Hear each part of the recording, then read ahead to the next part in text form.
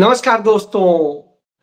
BJP के लोग, BJP के नेता, बीजेपी के संसदीय कार्य मंत्री संसद के भीतर लोकसभा में कहते हैं कि राहुल गांधी को किसने एलओपी बना दिया, वो तो प्रियंका गांधी को बनाया जाना चाहिए था और प्रियंका गांधी को होना चाहिए था। लेकिन आज जब प्रियंका गांधी ने राहुल गांधी से एक कदम आगे बढ़कर कह दिया नरेंद्र मोदी तो अमेरिका के गुलाम।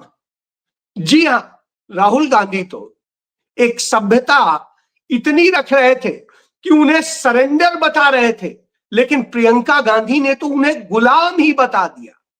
अब बताइए, अब भाजपा के नेता क्या कहेंगे कि आप किसको एलओपी बनना चाहिए, प्रियंका गांधी को, राहुल गांधी को या किसी और को?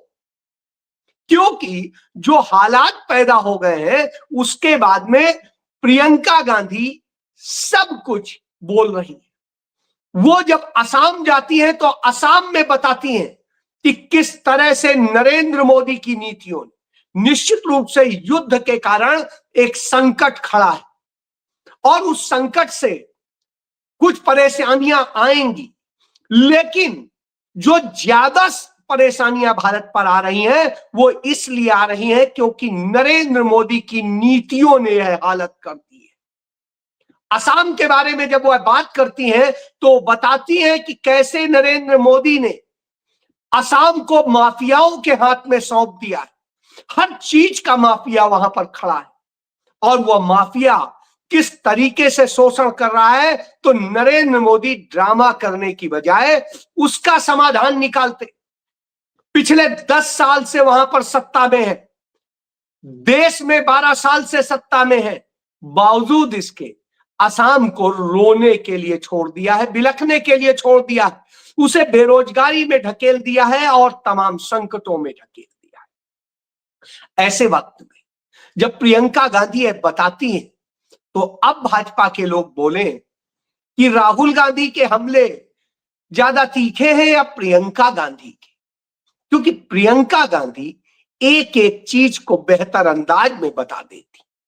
बहरहाल उधर राहुल गांधी केरल में बता देते हैं कि अडानी और मोदी अलग अलग नहीं है, अडानी और मोदी एक ही है, इसीलिए वो मोडानी, और इसीलिए उन्हें सब कुछ सौंपने का काम किया जाता है। और यही वजह है डोनाल्ड ट्रंप अडानी पर हमला करता है तो मोदी की हालत बिगड़ती है। तोते की जो है राजा की जान तोते में। जी हां, वही तोता अब नरेंद्र मोदी के लिए समस्या है, लेकिन नरेंद्र मोदी कर क्या सकते हैं? ये तोते को खरोच आई तो नरेंद्र मोदी को भारी चोट लगेगी और इसलिए वो ऐसा करते हैं। राहुल गांधी यह भी बता देते हैं कि कैसे नरेंद्र मोदी और बीजेपी का फाइनेंशियल मॉडल है असल में अडानी, और इसके जरिए वो उसे देश का सब कुछ सौंप देते हैं और बदले में देश को बर्बाद करके अपने लिए सत्ता खरीदते हैं। जी हां, और उसके लिए तमाम काम करते हैं, वो देश के लिए काम नहीं करते। यही वजह है कि देश संकट में फंसा है। और जब 1 महीने से ज्यादा हो चुका है ईरान और इजराइल अमेरिका के इस युद्ध में, और जब इतना ज्यादा हो चुका हो, इसके बाद तब नरेंद्र मोदी प्लानिंग करने के लिए कि अब इस संकट से कैसे निपटेंगे, इसकी प्लानिंग करने के लिए बुधवार की रात को बैठक बुलाते हैं अपने मंत्रियों की। अब आप सोचिए कि मंत्रियों की, मंत्रिमंडल की बैठक बुलाई जाती है 1 महीने से भी ज्यादा वक्त गुजर जाने के बाद में, तो आप सोच लीजिए कि किस तरह की स्थिति है। कितना समझदार हमारा प्रधानमंत्री है और कितनी उसकी समझ। दुनिया में कहीं पर भी जहां संकट आने का अंदेशा मात्र होता है उसके पहले प्लानिंग कर ली जाती है, ABCD, कि हाँ साहब यदि ये समस्या होगी तो ऐसे करेंगे, ये होगी तो ऐसे करेंगे, ये होगी तो ऐसे करेंगे, ये, और उसके लिए तैयारियां कर ली जाती। लेकिन हमारे यहां उल्टा हो रहा है। हमने ऐसा प्रधानमंत्री बनाया है जो सब कुछ बर्बाद हो जाने के बाद कहता अब हम सुधारने के लिए बैठक करें। जी हां, तो वही नरेंद्र मोदी, क्यों टाइम नहीं होता है, टाइम तो दूसरी चीजों में जाता है, झूठे आरोप लगाने में, नफरत फैलाने में और दूसरों को बदनाम करने के लिए, साजिश रचने के लिए। सालों से जिनकी सत्ता है 12 साल से, और 12 साल की सत्ता के बाद भी वो कांग्रेस की बात कर रहे हैं। वो बात कर रहे हैं कि कांग्रेस ये, पंडित नेहरू ये, इंदिरा गांधी ये, राजीव गांधी ये, डॉक्टर मनमोहन सिंह ऐसे, और इस तरह से बातें करके इस देश को बरगलाते, देश को नफरत में झोंक देते। जब यह करते हैं तभी वो हर जगह हारते हुए दिखाई देते। राहुल गांधी ने यह भी कहा था, अमेरिका जैसे करवट लेगा नरेंद्र मोदी वैसे ही भागेंगे, क्योंकि डरा हुआ कांपता हुआ व्यक्ति है, उसके जाल में फंसा हुआ है, इसीलिए इसने सरेंडर कर दिया। लेकिन प्रियंका गांधी ने तो बता दिया सरेंडर ही नहीं किया है, गुलाम बन चुका है। तो गुलाम की यह स्थिति है, वह बताता हूं। आज दुनिया के वह देश जो सदैव सदैव से, जन्म से, अमेरिका के जन्म से लेके आज तक उसके अलाइन रहे, वो यूके यानी ब्रिटेन, जहां साम्राज्य होता था, जहां से निकल करके लोग गए थे और अमेरिका को खोज करके और अमेरिका बनाया था। तो अब आप सोचिए, तो आज उस अमेरिका का वो साथ छोड़ने की स्थिति में आ गए। तो ऐसी स्थिति में आप समझ सकते हैं कि किस तरह से खेल हो रहा है। तो अमेरिका के राष्ट्रपति डोनाल्ड ट्रंप यह संकेत देने लगते हैं कि अब वो नाटो को छोड़ देंगे। जी हां, वो कह रहे हैं नाटो बेकार है, ये कागजी शेर है। और इन्होंने इस तरीके से, और ये भी अब कहने लगे कि ये बात पुतिन पहले कह रहे थे, अब हम भी समझ गए ये बिल्कुल बेकार है, और ये मैं इसको कभी गंभीरता से नहीं लेता हूं, और अब मैं इन पर विचार कर रहा हूं कि इनसे बाहर निकल जाना चाहिए, इसलिए क्योंकि नाटो संगठन के सदस्य देशों ने ईरान के खिलाफ हमारे अभियान का साथ नहीं दिया। जी हां, जब ये कहते हैं, क्यों कहते हैं तो यह समझ लीजिए, क्योंकि ब्रिटेन के प्रधानमंत्री स्टारमर ने बड़ा स्पष्ट कह दिया यह हमारी जंग नहीं है। ईरान युद्ध के बीच में उन्होंने बिल्कुल ट्रंप से किनारा कर लिया, और होर्मुज के संकट को लेकर के उन्होंने यूरोप के 35 देशों की बैठक बुलाई। तो वो बात कर रहे हैं यूरोप की, वो जो है एशिया के कुछ हिस्सों की, और वो डोनाल्ड ट्रंप को बिल्कुल दरकिनार कर रहे हैं, कह रहे हैं स्पष्ट कि यह हमारी लड़ाई नहीं। बड़ा ये कह देने के बाद में निश्चित रूप से डोनाल्ड ट्रंप को मिर्च लगनी तय थी, और वही लगी। तो अब वो अपनी बात कर रहे हैं। तो ब्रिटिश प्रधानमंत्री ने यह भी कह दिया कि अमेरिका और इजराइल की ओर से ईरान के खिलाफ युद्ध में शामिल होना बेहद गलत है और यह खतरनाक है। और उन्होंने कहा कि ब्रिटेन अपनी सेना को किसी बाहरी आक्रमण युद्ध में नहीं झोंकेगा। तो साफ साफ झटका लग गया।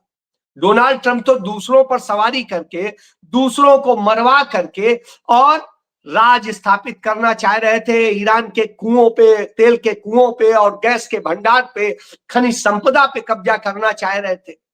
इजराइल अपने साम्राज्य को बढ़ाना चाह रहा था और साम्राज्यवादी नीतियों के लिए चल रहा था, कोई भी मानवता के लिए नहीं चल रहा था, कोई सभी के भले के लिए नहीं चल रहा था, कोई यूरोप के भी और एशिया के भी भले के लिए नहीं चल रहा।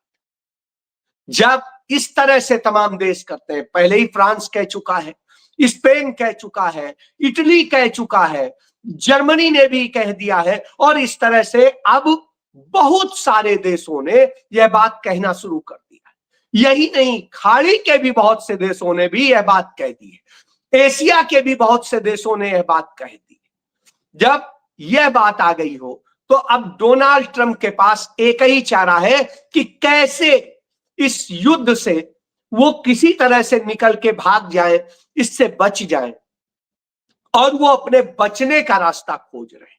इसीलिए उन्होंने पाकिस्तान के जरिए ये एक प्लानिंग की कि हम शांति वार्ता, शांति के लिए काम कर रहे हैं। हालांकि पाकिस्तान हो या कोई हो, साफ साफ कह दिया है ईरान ने कि हमारी किसी के साथ बात नहीं हो रही, हम किसी के साथ बात नहीं कर रहे हैं, हम अपने हिसाब से तय करेंगे। और उन्होंने जिस तरीके से अपनी संसद में वह कानून पास किया, जिस कानून के तहत वो हार्मुज पर टैक्स लेना शुरू कर दे रहा है कि अब आप टोल टैक्स दीजिएगा तभी निकलेंगे। तो अब जब यह वह कानून भी ला रहा है, सब कुछ कर रहा है, और उसने साफ साफ कह दिया कि अमेरिका के जहाज नहीं निकलेंगे, इजराइल के नहीं निकलेंगे, और जो हमारे दुश्मनों के साथ खड़े हैं उन दुश्मन देशों को भी हम इस पर प्रतिबंधित करेंगे। शेष किसी के लिए कोई प्रतिबंध नहीं है, टैक्स चुकाइए और जाइए। यानी इसकी मार तो सब पर पड़नी है, लेकिन रास्ता मिल जाएगा एक संकट से निकलने का। लेकिन अमेरिका नहीं चाहता कि इस तरह से हो, क्योंकि वो अपना कब्जा ने यही किया है। जो वो वेनेजुला के तेल के कुओं पे उसने कब्जा किया, वहां का भी जो तेल बेच रहा है वो दुनिया में सबसे महंगा। इसी तरीके से अमेरिका से जब भी वो तेल बेचता है तो सबसे महंगा, लेकिन दूसरों पे कब्जा करता है। इराक के तेल पर पहले ही कब्जा कर चुका है, सद्दाम हुसैन को झूठे उसमें करके मार डाला था, और अब यह खेल चल रहा है। तो जब ये सब कुछ चल रहा हो तो निश्चित रूप से बात आती है कि आखिर हो क्या रहा। तो ऐसी स्थिति में जो भारतीय तेल बाजार पर अमेरिका का दबदबा जो बन गया है, उसको लेकर भारत का प्रधानमंत्री तो एक शब्द नहीं बोल पा रहा है, नरेंद्र मोदी के मुंह से चू नहीं निकल रही। लेकिन वहीं दूसरी तरफ रूस के जो राजदूत हैं डेनिस अलिपोव, वो कहते हैं कि भारतीय तेल बाजार पर अमेरिकी दबाव को नहीं हो सकता है, हम उसे खारिज करते हैं। भारत की स्वतंत्र विदेश नीति का हम समर्थन करते हैं। भारत रूस के मजबूत होते ऊर्जा संबंधों और पश्चिम एशिया में ऑयल को लेकर डिप्लोमेसी जो है के प्रभाव को समझने के लिए, तो अब आप समझ लीजिए कि रसिया कह रहा है कि भारत की विदेश नीति स्वतंत्र है, भारत का ये ऐसे है, अमेरिका के दबाव में हम ये नहीं है। लेकिन भारत का प्रधानमंत्री नहीं कहता। भारत के प्रधानमंत्री की, भारत के विदेश मंत्री की किसी की हिम्मत नहीं है कि वो एक बार यह कह दे कि भारत की विदेश नीति पूर्ण रूप से स्वतंत्र है और अमेरिका के किसी दबाव में नहीं है। वो अमेरिका को इस पर कुछ नहीं समझता है, हिम्मत नहीं है। राहुल गांधी ने तो संसद के भीतर चैलेंज किया था कि यदि हिम्मत है तो कह दें कि डोनाल्ड ट्रंप झूठ बोल रहा है, नहीं कह पाए, तो वही बात आ जाती है। तो अब इसके संकट ये है। लेकिन दूसरी तरफ एक मुस्लिम देश है यूएई, जो सुल्तानों के कब्जे में है, जहां प्रिंस है जो अय्यासियां करते हैं, उन राजाओं के, उन सुल्तानों के यहां, उन प्रिंस के यहां, तो उनको तो अमेरिका प्यारा है, क्योंकि अमेरिका के सहारे उनकी अय्यासियां चलती रहती हैं और बाकी चीजें। तो वो यूएई, यूएस और जो है इजराइल के साथ खड़ा हो जाता है, और वो इस युद्ध के दौरान जिस तरीके से संयुक्त राष्ट्र संघ में भूमिका अदा कर रहा है, जिस तरीके से अमेरिका को अपनी धरती ईरान के खिलाफ इस्तेमाल करने को दे रहा है, जबकि उसके अमेरिका के पितृ देश नहीं दे रहे, लेकिन वो दे रहा है। और वो लगातार इस तरह से करके यूएनएससी में एक प्रस्ताव लाने की कोशिश कर रहा है कि जिसके जरिए ईरान पर तमाम तरह से कड़े वो हों और उसके खिलाफ सब मिल करके सख्त कार्रवाई करने का एक फैसला पास करा ले। जी हां, लेकिन उसे पता है रूस और चीन, तो इसलिए वो चाहता है कि कम से कम प्रस्ताव इस तरह से आ जाए कि कुछ देशों का ही यदि बन गया सहमति, तो हम ईरान को खत्म करने में अमेरिका इजराइल की मदद करेंगे। ये यूएई का हाल, जहां आप देख सकते हैं वहां का जो सुल्तान है उसी ने ही अभी यूक्रेन के साथ भी जिस तरह से समझौता किया, यानी वो एक सच्ची मांग के खिलाफ है कि ईरान सिर्फ इतना कह रहा है, अपनी जगह अमेरिका को हमारे खिलाफ इस्तेमाल करने के लिए मत दीजिए, बाकी आप सब धंधा कीजिए, हमें कोई आपत्ति नहीं, आप हमारे पड़ोसी मुल्क हैं, हम आपको भाई की तरह से लेते। लेकिन वो जानता है कि वो अय्याश देश है, अमेरिका उनकी तमाम खोल के रख देगा, जैसे नरेंद्र मोदी डरे घूमते हैं। तो इसलिए वो वही भाषा बोलते हैं, यही उनकी है। यही वजह है कि इन सब का सम्मान खत्म हो रहा है। आप याद करिए पंडित जवाहरलाल नेहरू को, वो आइडिया ऑफ इंडिया के सहारे पूरी दुनिया में एक बहुत अच्छा सामंजस्य बिठाने में कामयाब हुए थे, और गुट निरपेक्ष आंदोलनों को खड़ा करके उन्होंने 125 देशों को अपने साथ खड़ा कर लिया, 125 देश, और उनके वो लीडर बन गए थे, असली विश्वगुरु वो बन गए। सारे संगठन बेकार हो गए, अमेरिका, ब्रिटेन, ये सारे यूरोपीय शक्तियां डरने लगी थी नेहरू से, इतना उन्होंने बना दिया था। लेकिन हमारे मौजूदा प्रधानमंत्री ने उसे बर्बाद कर दिया है। इसको तोड़ने के लिए, आइडिया ऑफ इंडिया को तोड़ने के लिए ही इन्होंने कांग्रेस मुक्त भारत का सपना देखा, और उसमें सीआईए ने किस तरह से मदद की, किस तरह से मोसाद ने मदद की, और यह सब किया गया। तो सीआईए और मोसाद और अमेरिका के पूंजीपतियों का गैंग मिलकर के भारत को के आइडिया ऑफ इंडिया को खत्म करने के लिए उसने कांग्रेस मुक्त अभियान चलाया, और यह अभियान लंबे समय से चला रहा है, आज से नहीं, कई दशक गुजर गए। लेकिन हाल के दिनों में उसे तेजी दी गई जब सीआईए के स्कूल से ट्रेनिंग पा करके आया व्यक्ति भारत का प्रधानमंत्री बना, यानी नरेंद्र मोदी। तो यह किया गया। आप याद करिए कि जिस तरीके से पंडित जवाहरलाल नेहरू ने यह नीति तैयार की थी, भारत का क्या सम्मान था। 2013 की वो घटना याद करिए, डॉक्टर मनमोहन सिंह ईरान की यात्रा पर गए और वहां सर्वोच्च नेता खामनेई से उनकी मुलाकात होनी थी, और उसके लिए जो वक्त तय हुआ था वो 20 मिनट का वक्त तय हुआ कि 20 मिनट की वो मीटिंग होगी। लेकिन जब गए डॉक्टर मनमोहन सिंह और चर्चा होने लगी, तो अली खामनेई ने डॉक्टर साहब से एक सवाल पूछा कि हमारे देश में तो मात्र 2 संप्रदाय हैं, शिया और सुन्नी, लेकिन आपके यहां तो कई धर्म, कई संप्रदाय, कई जातियां हैं, आप अपने देश को कैसे चलाते हैं।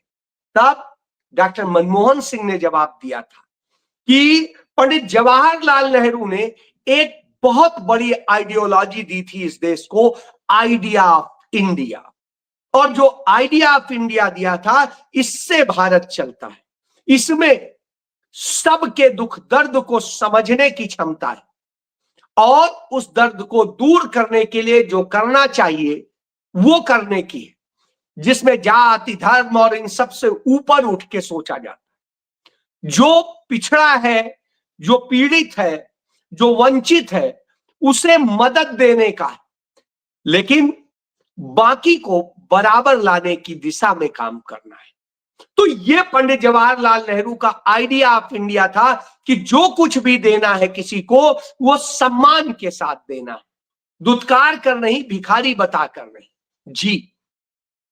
तब यही वजह थी कि खामनेई साहब ने इसके बाद अपने कई भाषणों में नेहरू जी को बार बार याद किया। तो अब आप सोचिए, लेकिन नरेंद्र मोदी कांग्रेस मुक्त भारत बना रहे थे, क्यों? क्योंकि आइडिया ऑफ इंडिया को खत्म करना था, नफरत के नाम पे देश को लड़ाना था, कहीं जात कहीं धर्म के नाम पे। और इसका नतीजा ये हुआ कि आज भारत पूरी दुनिया में अपमानित हो रहा है। जी हां, और नरेंद्र मोदी की प्लानिंग तब हो रही है जब देश बर्बादी में जा रहा है। तमाम आईटी कंपनियां अपने यहां से लोगों की छटनी कर रही, नौकरियों से निकाल रही। ओरेकल जैसी कंपनी ने अपने 30,000 कर्मचारी और जो है निकाल दिए अपने यहां से, जिनमें 12,000 से अधिक सिर्फ भारत के। तो अब आप सोचिए, इतने काबिल बच्चे निकल जाएंगे, बेरोजगार हो जाएंगे, तो देश पहले ही बेरोजगारी की मार सह रहा है तो कहां जाएगा। इसीलिए प्रियंका गांधी ने कहा कि मोदी गद्दार है और मोदी गुलाम है अमेरिका का। राहुल गांधी ने सरेंडर बताया था। जी हां, वो सब कुछ स्पष्ट नजर आ रहा है। जय